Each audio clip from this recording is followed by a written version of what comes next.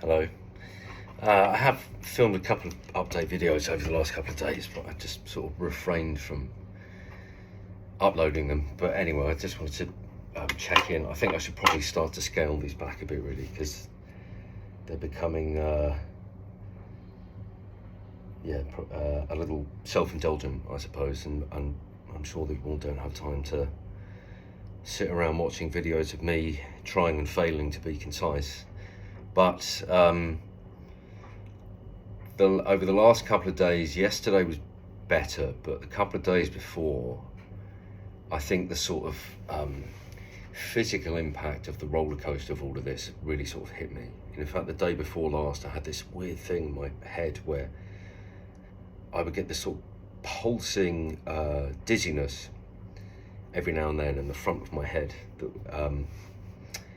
that I'd never experienced before. Like every few seconds there'd be like a pulse, like in time with my heartbeat, and everything would become momentarily numb. It was like a moment of sort of, when you're just on the edge of fainting, it would be like that. Anyway, I put that down to just general stress because it wasn't there yesterday, which was good.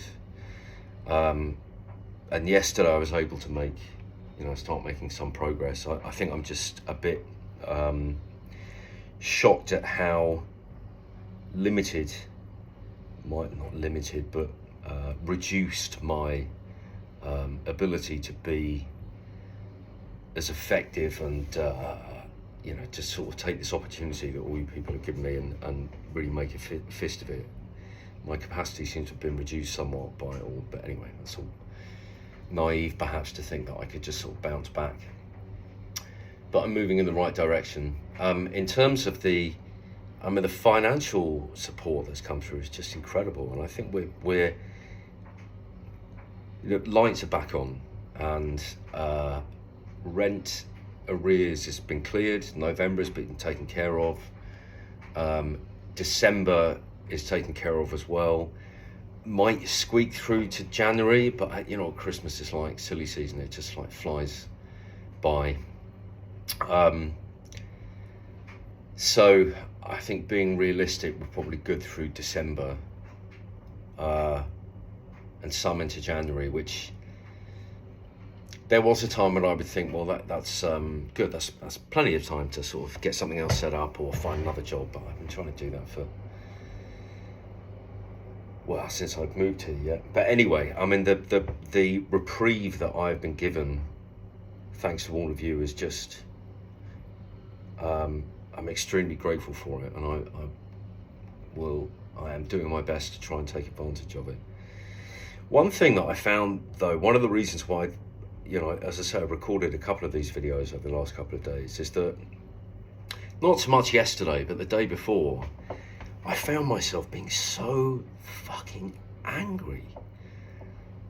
And I hate being angry. It's so pointless. I try and avoid it as much as possible. Not necessarily by suppressing it, but by just trying to get to the bottom of where it's coming from. Because one thing I've learned about anger is that it's very rarely about the thing or the person or the situation that you think it is about.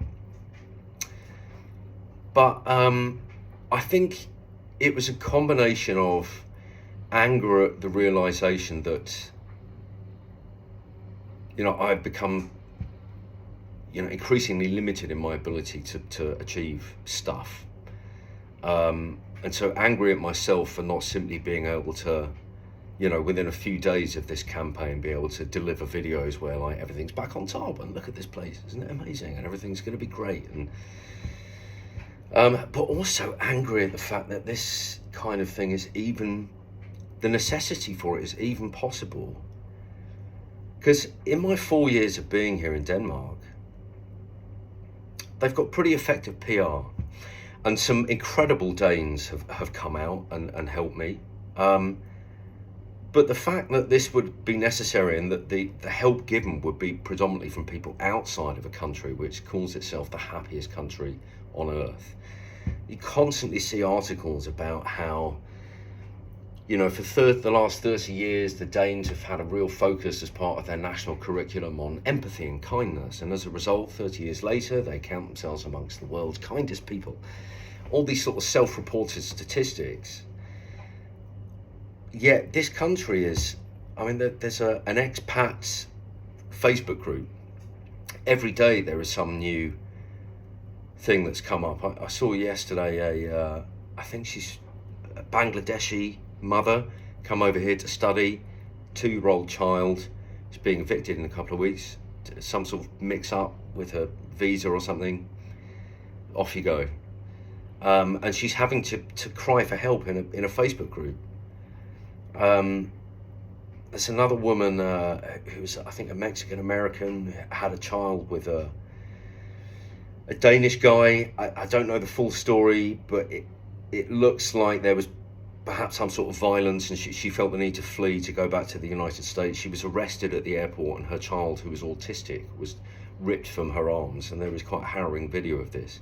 And this is several months ago, and she's had no contact with her child. The child is now a ward of the state.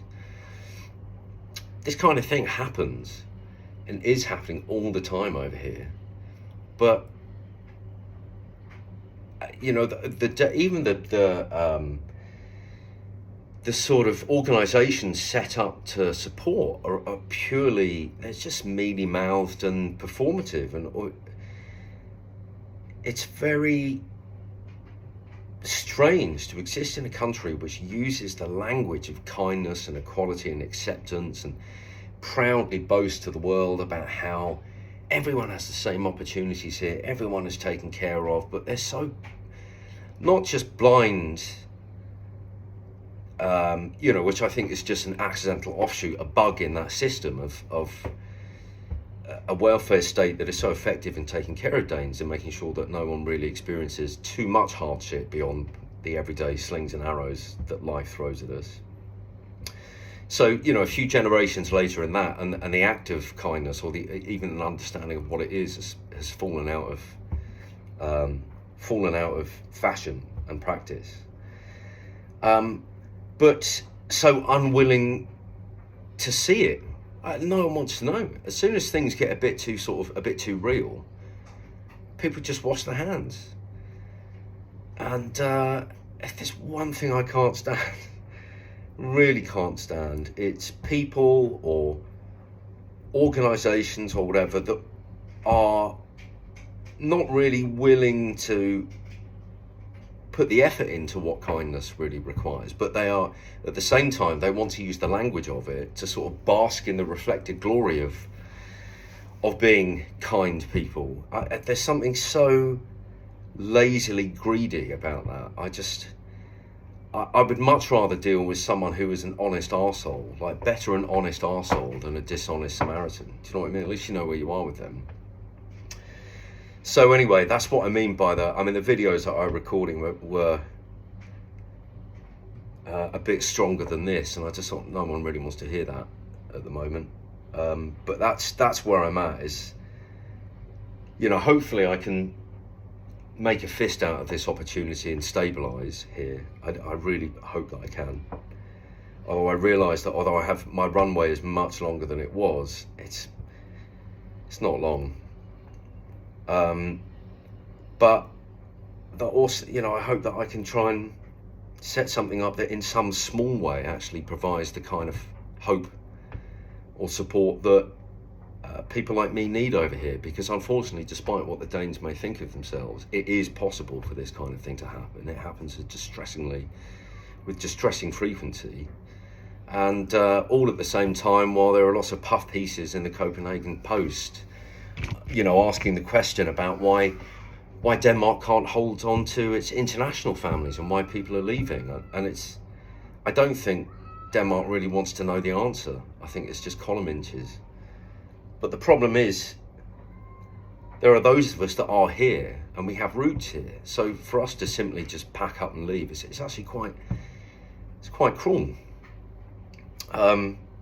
Anyway, so that's where I've been at. But I mean, at some point I would like to put something together with some individual shout outs, just to highlight some of the individual, not just financial donations, but just the messages and the offers and stuff that I've had. But in the meantime, I have this trial shift in this menswear store that I had a first interview with and heard nothing back from over a month, and now I'm going in to do a trial shift. Anyway, Fortunately, I've been able to pull together some scraps from my wardrobe